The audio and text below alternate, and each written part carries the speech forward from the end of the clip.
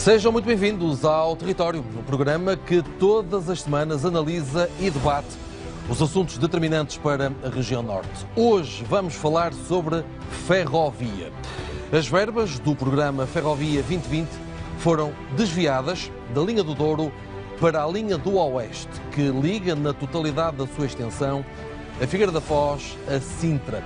Por isso, a modernização do troço Marco-Régua, na linha do Douro, fica agora a aguardar por dinheiro do próximo quadro comunitário. O problema, ou a questão, é que o Governo já em 2019 anunciou pela voz do próprio Primeiro-Ministro, que já tivemos a oportunidade de ouvir e de rever na informação aqui do Porto Canal, anunciou pela voz do Primeiro-Ministro que ia avançar com a eletrificação da linha do Douro entre Marco de Canaveses e a Régua. Chegamos a 2022 com a situação ainda por resolver.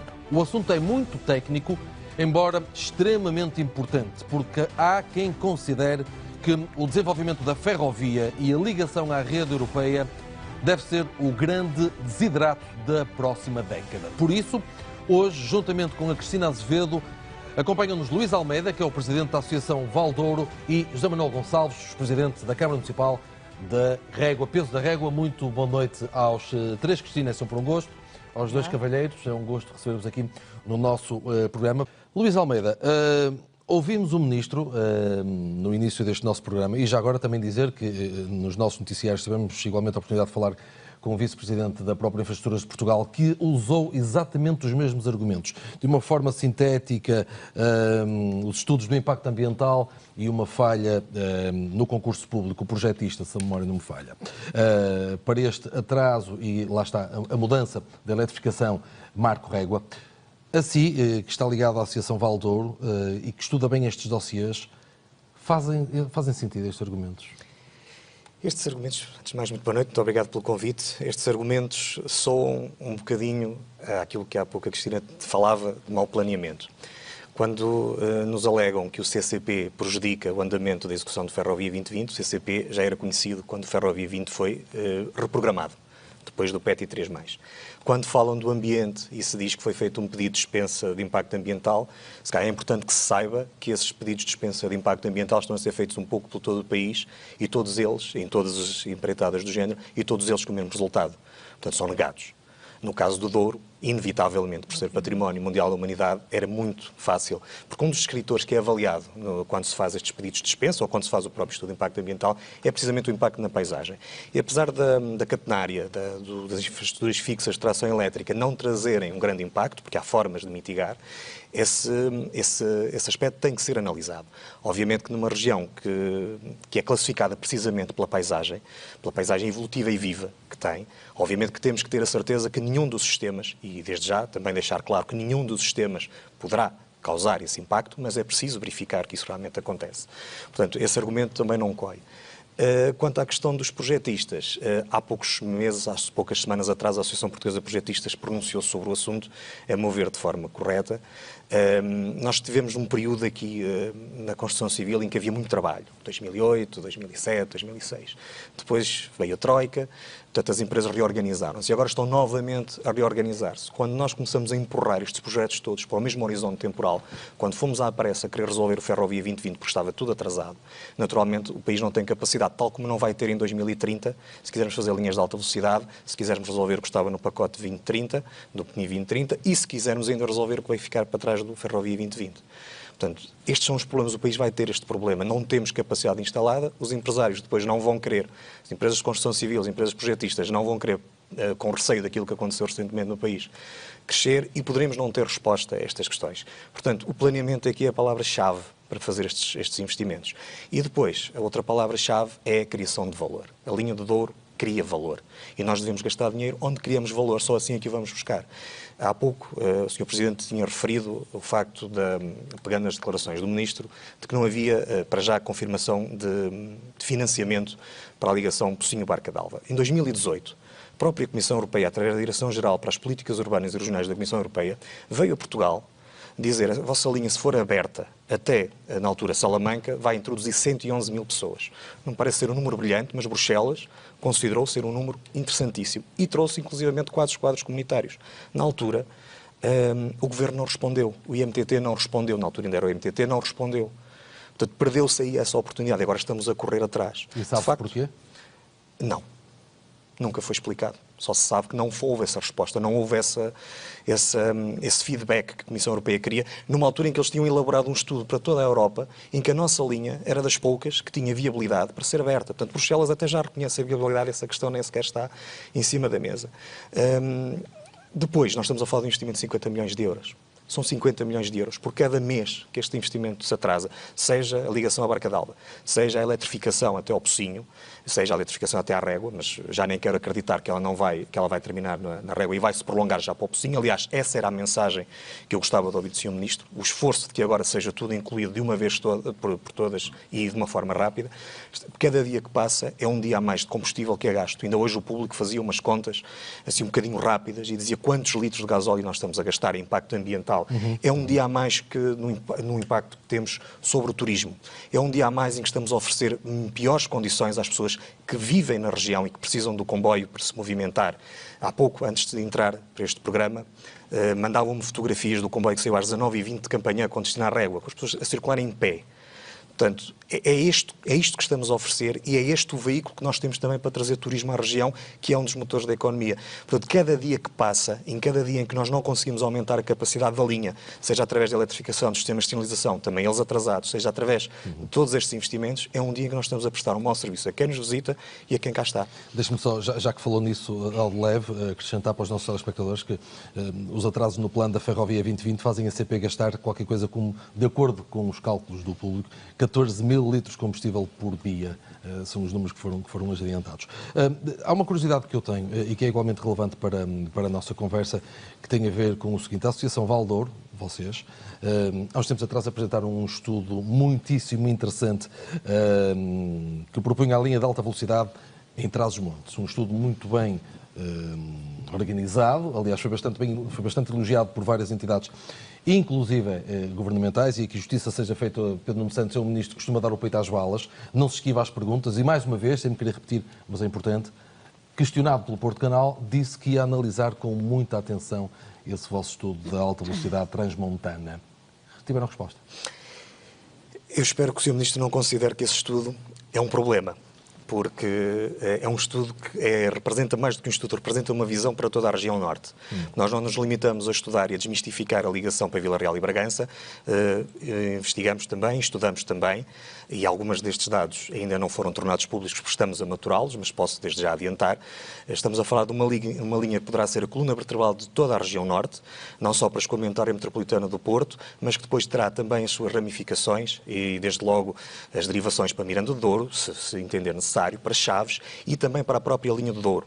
Nós podemos utilizar esta linha de alta velocidade, ou linha de altas prestações, que também penso que é um termo que está, de alguma forma, a causar alguma confusão. Portanto, uma linha de altas prestações com velocidades de 160 a 250 km/h, para sermos claros e precisos. Nós podemos usar esta linha para reduzir o tempo de viagem entre o Porto e a Régua em cerca de 20 minutos. E essa será também uma novidade que nós em breve também iremos apresentar, da mesma forma sustentada como fizemos até aqui. Portanto, nós estamos a falar de uma revolução para a região que não deixa ninguém de fora. Não estamos a falar de resolver o problema de Vila Real, nem de Bragança, nem sequer do Porto de Leixões, nem do Porto. O problema para nós todos.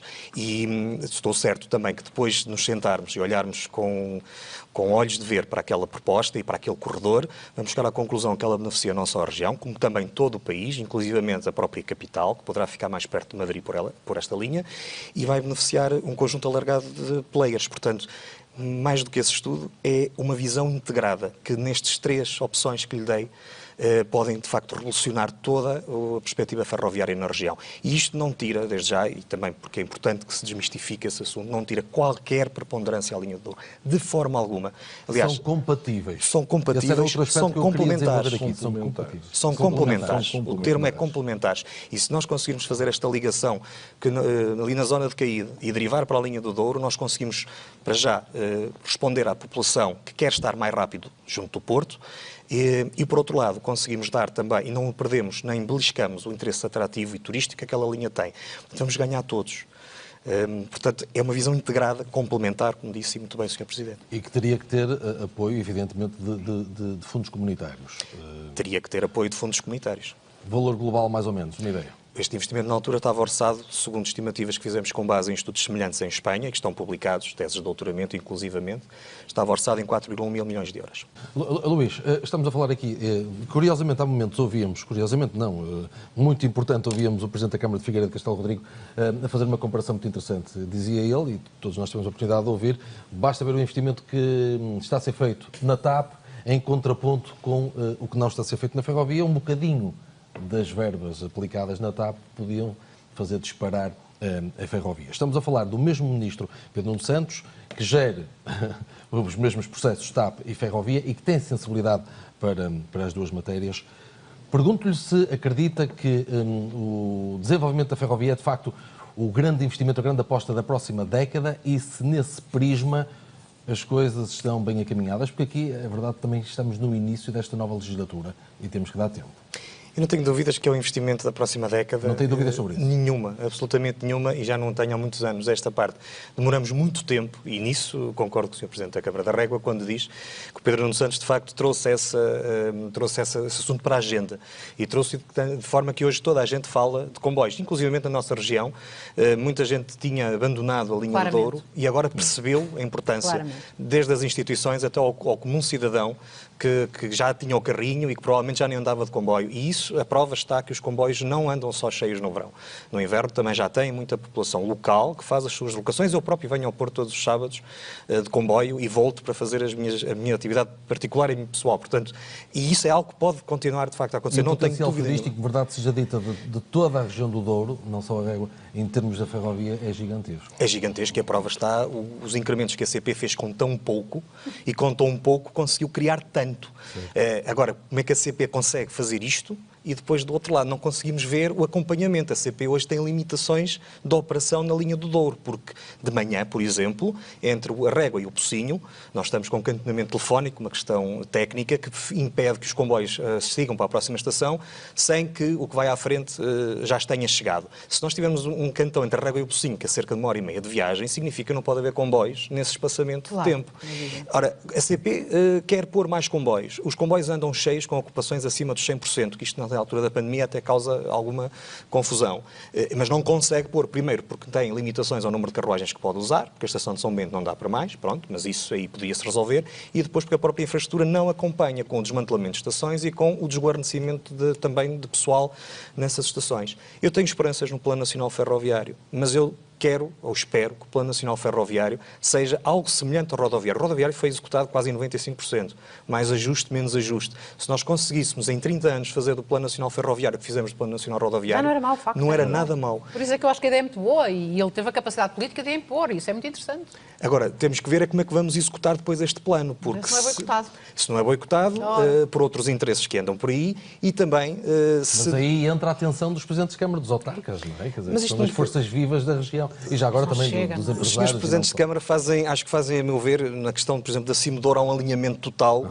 O senhor Presidente da Câmara está a julgar em causa própria, mas nós que estamos cá fora sabemos e vemos isso. Desde há uns anos esta parte, que esta CIM, em particular a do Douro, assumiu a linha Douro, assumiu 3 investimentos, a linha Douro é um deles, como prioritários e tem-o defendido sempre que pode. Não tenho dúvidas nenhumas disso. Agora, aquilo que nós temos que perceber é no plano da execução. Se nós andamos desde 2016 a falar numa eletrificação de Caí de Marco, que ficou concluída em 2019 e já devia também estar concluída até a Régua, portanto, passaram-se estes anos todos, como é que nós vamos fazer uma linha de alta velocidade em 6 ou 7 anos? Pois é evidente. E porquê? Eu pergunto porquê. A IP, como, aliás, nós, de facto, as nossas grandes empresas públicas digam o que disserem, mas, de facto, desde sempre, não é só agora, desde sempre tiveram uma categoria técnica fora do comum. Sim. Fora do comum. Nós construímos barragens, nós construímos ferrovia, nós somos bons, nós somos realmente, tecnicamente, muito bons. Porquê é que agora, de repente, não é? E, em particular, de facto, a IP tem sido permanente esta atuação. Porquê é que o planeamento aparece assim? Porquê é que se diz com toda a calma, técnica e politicamente, a verdade é essa, que se vai fazer aquilo que se sabe que não é possível? Porquê? É uma coisa incompreensível. Portanto, aqui, de facto, há alguma seriedade, alguma transparência, alguma legitimidade que tem que passar a ser prioritária, para que se perceba porquê é que se faz e porquê é que não se faz. Não é? Sim, nós queria acrescentar mais uma questão, sendo que as decisões técnicas, lá está, voltamos outra vez à mesma história, na maior parte das vezes são tomadas em Lisboa. São. Nós estamos em 2022, já devíamos começar a executar o PNI 2030 e a maior parte dos projetos que lá estão, das obras que lá estão, ainda vão para projetos. Isto vai fazer com que tudo se atropele, como eu dizia claro, no início. Mas será e no final do ano. É estas questões que nós temos de uma vez por todas que resolver, senão, obviamente, quando chegar ao fim, alguém vai saltar fora. Quem saltou fora no Ferrovia 2020 foi o Douro. Eu também, pronto, o termo desvio é um desvio forte, não houve ali uma reafetação. É uma forma de trazer o assunto para cima da mesa e falarmos sobre isto. Alguém teve que saltar fora e saltou fora, infelizmente, para nós, a linha do Douro. Podia ter sido ao contrário, porque a linha do Oeste também está muito atrasada. Podia ter saltado a linha do Oeste em detrimento da nossa.